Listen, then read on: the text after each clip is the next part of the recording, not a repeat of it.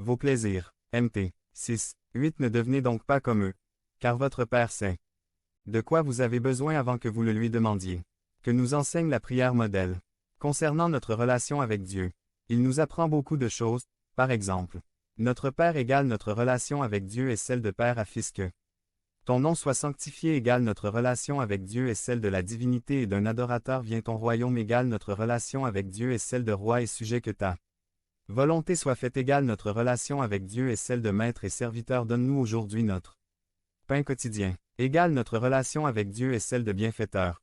Bénéficiaire pardonne-nous nos dettes égale notre relation avec Dieu et celle de Sauveur pécheur ne nous induit pas en tentation égale notre relation avec Dieu, et celle de guide pèlerin qu'enseigne la prière modèle nous.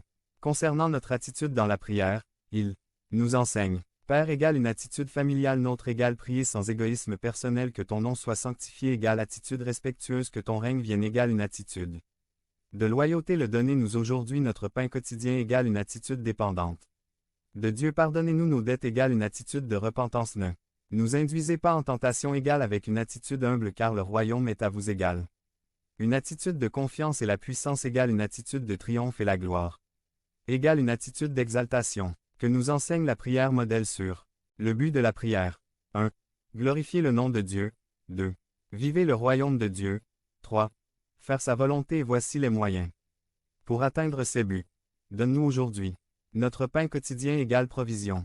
Pardonnez-nous nos dettes égale pardon. Ne nous induisez pas en tentation égale protection. Avec ces méditations nous arrivons à la conclusion que la prière ne consiste pas à plier la volonté de Dieu pour qu'il réalise nos désirs c'est le contraire plier notre volonté pour que Dieu réalise ses désirs en moi si nous pensions que la prière était pour nous nous avions tort c'est pour glorifier le nom.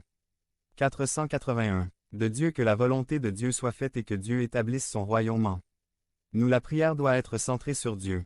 JN 14, 13 Tout ce que vous demanderez au Père en mon nom, je le ferai, afin que le Père soit glorifié dans le Fils. Le but de la prière et le but de Dieu exaucant les demandes est que la gloire de Dieu soit manifestée lorsque nous prions pour que quelqu'un reçoive. Jésus-Christ comme son Sauveur Dieu répond à cette prière pour montrer sa puissance salvatrice et lorsque nous prions pour un de nos besoins et que Dieu nous l'accorde. C'est pour montrer sa miséricorde. Prière. Seigneur, nous nous soumettons à toi, nous bénissons ton saint nom, comme il est glorieux de marcher dans ton royaume et de penser qu'un jour nous entrerons en ta présence pour toujours nous te remercions car notre prière ne sera plus égoïste, maintenant nous serons humbles dans la recherche de ta volonté et, ce faisant, nous te donnerons la gloire que toi seul mérites si nous te glorifions, nous savons que tu rempliras nos cœurs de joie. Notre plus grande joie n'est pas de gagner des choses pour nous-mêmes, que désormais tout ce que nous demandons sera pour ta gloire, pour le développement de ton royaume, de ta puissance et de ta gloire pour toujours. Devenez membre de la chaîne et soyez un instrument de la parole de Dieu.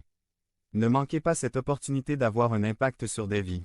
Cliquez maintenant sur le lien dans la description et aidez-nous à diffuser la parole de Dieu. Vous n'aurez jamais soif par Josué Martinez. Résumé. Ce sermon exalte l'omniscience et les nobles desseins de Jésus-Christ. De même sa miséricorde et son pouvoir de choisir les plus indignes du monde. Pour sa gloire et parle de la supériorité du Christ sur les autres dieux et systèmes religieux. Vous n'aurez jamais soif. JN 4, 1 à 15. Dans ce passage nous voyons 1. Jésus-Christ a toujours un but. 2. Jésus-Christ se rapporte aux indignes. 3. Jésus-Christ est supérieur. Jésus-Christ a toujours un but.